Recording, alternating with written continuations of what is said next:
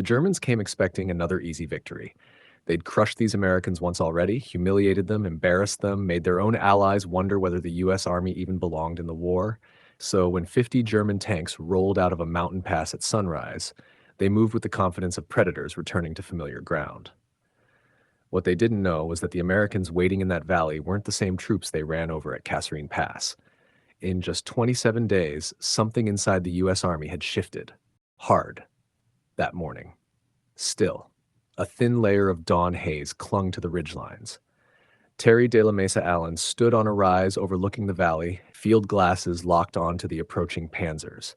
Behind him, his division, the big red one, lay dug deep into the earth, silent and invisible, helmets barely peeking above the sand, rifles resting in the cold dawn air. The whole moment seemed wired with tension, but Allen didn't look nervous, not even close, because he knew something the Germans couldn't imagine yet. These Americans had changed, and today they might finally get the chance to prove it. But to understand why this moment mattered so much, you have to rewind, just briefly, to the day everything came apart.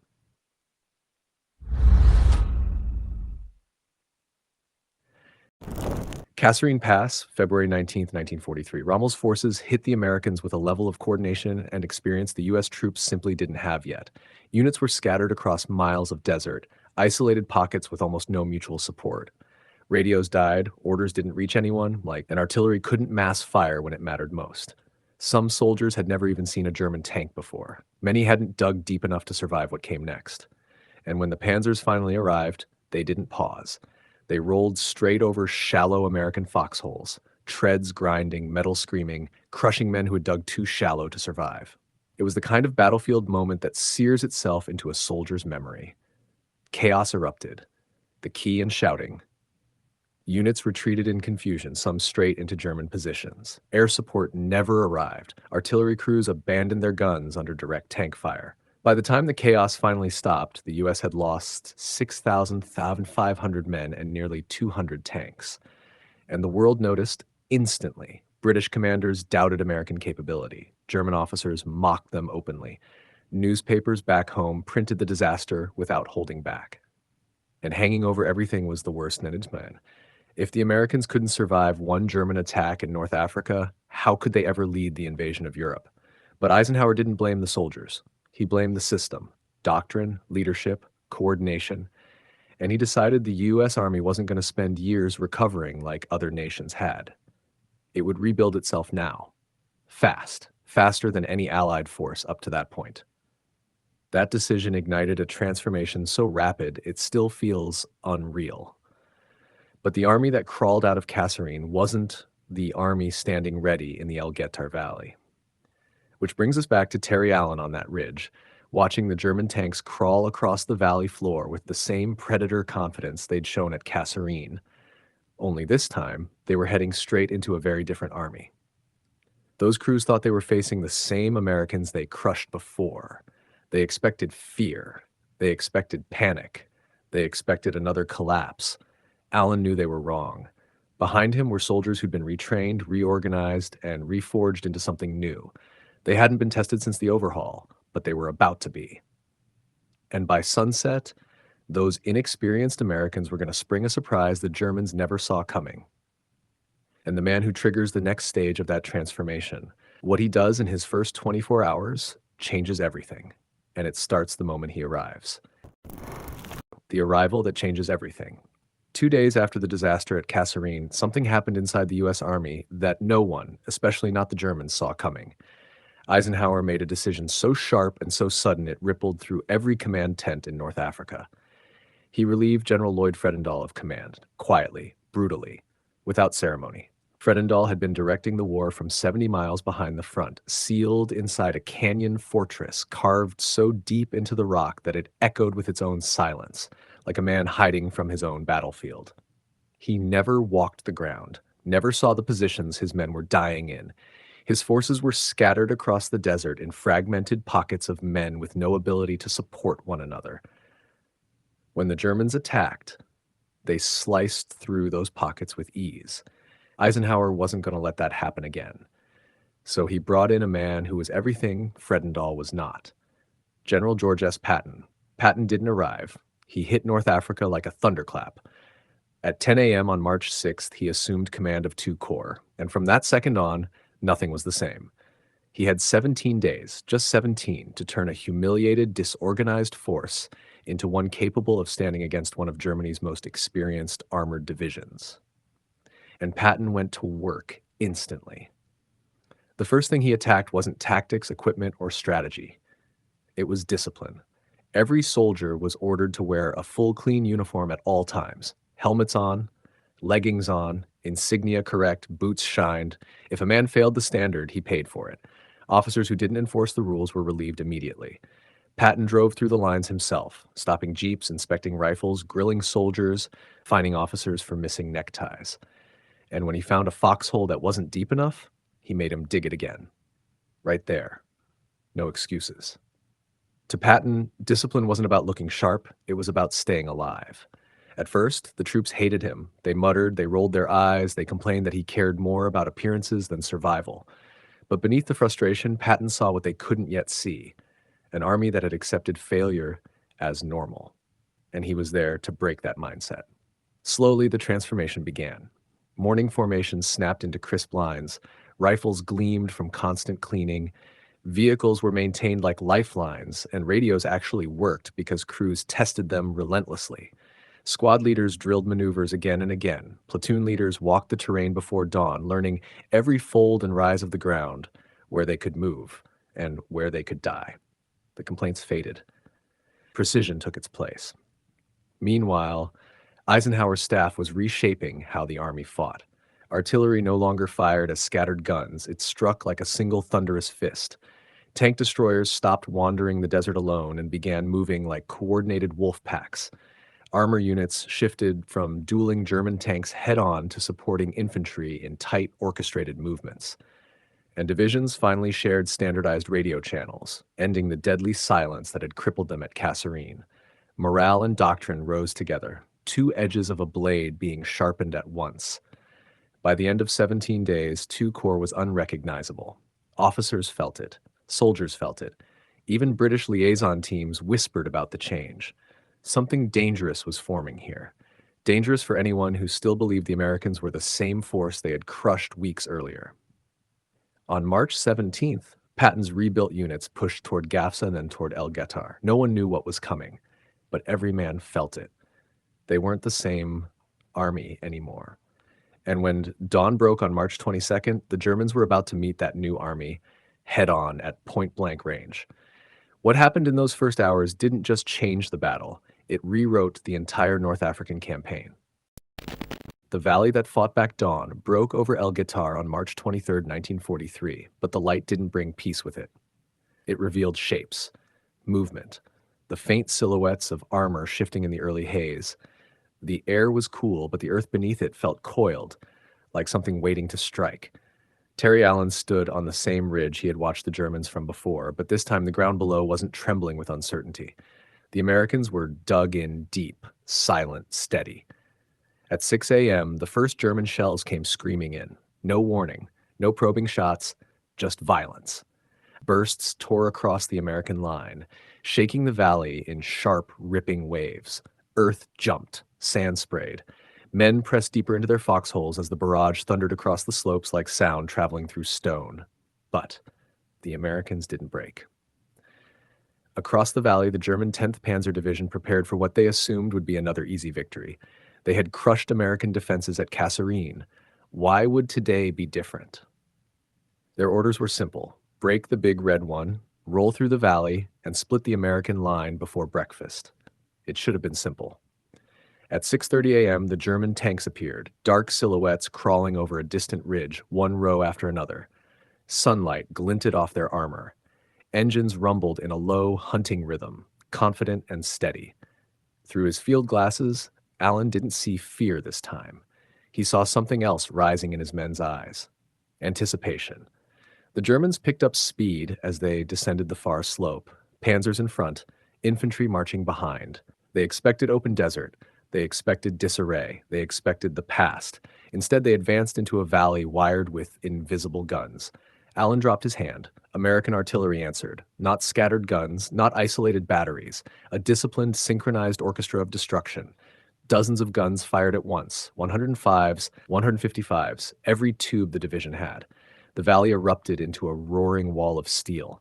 Shells burst among the German formations in perfectly timed waves, hammering them into kill zones plotted days earlier. For the first time that morning, the Germans slowed. Then they stopped, stunned. This wasn't the American army they thought they knew. And the Americans weren't done.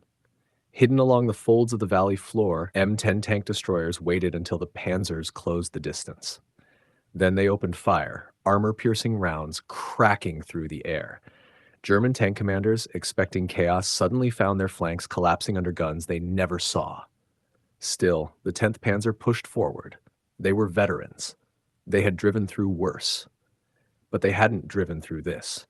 American infantry from the Big Red One dug into deep reverse slope positions, let the tanks rumble past before rising behind them, pouring disciplined fire into the German infantry trying to follow.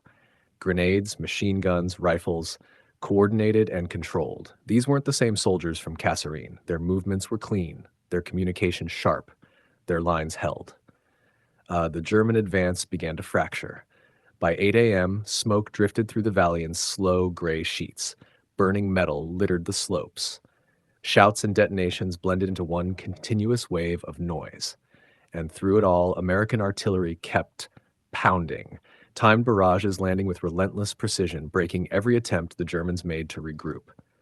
By midday, the panzers weren't attacking anymore. They were surviving. Then came the moment that flipped the battlefield. A German tank battalion attempted to swing left around the American flank, the exact maneuver that had shattered U.S. defenses at Kasserine. But this time they hit a wall. American anti-tank guns dug in with interlocking fields of fire, unleashed a storm that halted the maneuver instantly. One tank after another erupted in flame, their silhouettes glowing red through the swirling smoke. And then the impossible happened. The Germans pulled back. For the first time in the campaign, the Americans had stopped a full German armored assault head-on, broken it, held it, and pushed it back. But the battle wasn't over because the Germans weren't finished. And their next move would push the Americans to a breaking point no one saw coming. This is a straight reprint. Part 4, The Breaking Point. Burning metal hissed in the rising heat. Smoke drifted low across the valley floor. The battlefield felt like it was holding its breath. The Americans had done what the Germans believed they never would. They had held. The first armored assault had broken against prepared defenses, disciplined artillery and infantry that didn't panic. But Terry Allen knew the day was far from over. Victory wasn't going to come from stopping a single armored assault. It was going to come from surviving what came next. The German response was swift and merciless. Their artillery opened up across the valley, not just targeting the American front line, but the lifelines behind it. Supply trucks, communication points, medical stations. Shells walked methodically across the ridges. Radios crackled, then fell silent. The intent was clear, not just break the line, break everything behind it. Then the infantry came. Wave after wave of German soldiers advanced through the smoke, pressing toward a narrow stretch of ground the Americans called the hinge, the one place where the line could fold if it gave way. The fighting tightened, the distances closed. Machine gun nests opened up first, rattling the air with bursts of fire. Mortar teams scrambled next, lobbing rounds into the advancing formations. Platoon leaders barked orders, shifting squads to plug gaps as they formed. The hinge became a killing ground. Men fought yard by yard, the rocky slopes slick with dust and blood. Grenades skipped across the stone. Rifles overheated. Ammunition ran low. And through it all, Allen watched the pressure build, knowing the line was seconds from collapse. That was when the call came. The artillery liaison hesitated. The coordinates were dangerously close. Too close. Allen didn't blink. Then make it close. The guns answered instantly. Shells slammed into the ground just yards in front of American positions. Men felt the heat of the blasts on their faces. The shock waves punched the air from their lungs. The German advance disintegrated under the barrage. For the second time that day, the Germans fell back. Not far, but enough to break their momentum. The sun dragged lower. A haze of dust and smoke clung to the valley, Hands blistered, arms trembled, voices cracked from shouting. Stretcher teams ran between explosions, pulling the wounded from the line. No one celebrated. No one relaxed. Everyone knew what was coming. Late in the afternoon, the German formations began to tighten again. Whistles cut through the haze. Shadows stretched across the desert floor. American soldiers checked their magazines, adjusted their helmets, whispered quick prayers. They could feel it. This one was different. This wasn't just another attack. This was the breaking point. Why the U.S. adapted faster than every Allied army. The final German assault came as the sun sank low over El Guettar.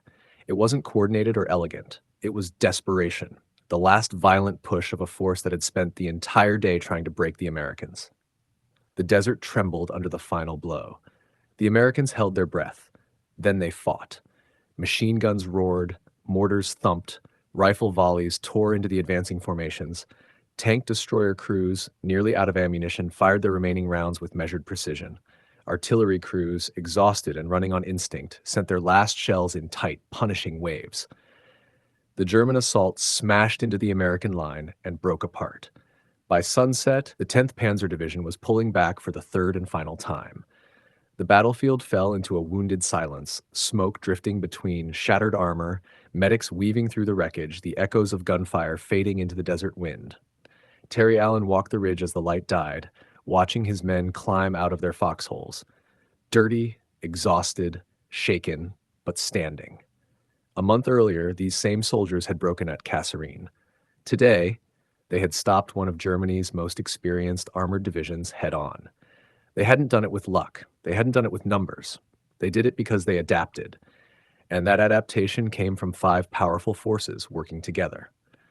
Leadership came first. Eisenhower's decision to remove Fredendall was swift and decisive. Failure wasn't debated, it was replaced. Patton didn't just assume command. He rewired 2 corps from the ground up in just 17 days.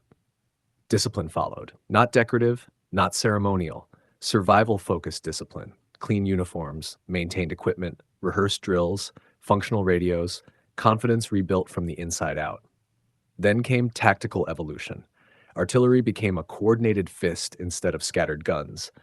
Tank destroyers hunted in packs, infantry mastered reverse slope defenses, and learned to let tanks pass before killing the support behind them. Mistakes weren't ignored. They were dismantled and fixed. Communication bound it all together. Radios turned isolated units into a single organism, shifting fire, reinforcing pressure points, and adapting in real time. And behind everything stood logistics. When Patton demanded equipment, it arrived. When radios failed, replacements followed. Other armies fought with what they had left. The Americans fought with what they needed. By nightfall, Second Corps stood victorious in a valley carved by smoke and silence. Something lasting had taken shape there, something larger than a single battle. The Americans had discovered who they could become. They had learned how to take a defeat, study it, tear it apart, fix it, and come back stronger, again and again. El Guettar wasn't just a victory, it was proof. The legacy of El Guettar. When the sun rose the next morning, El Guettar was quiet.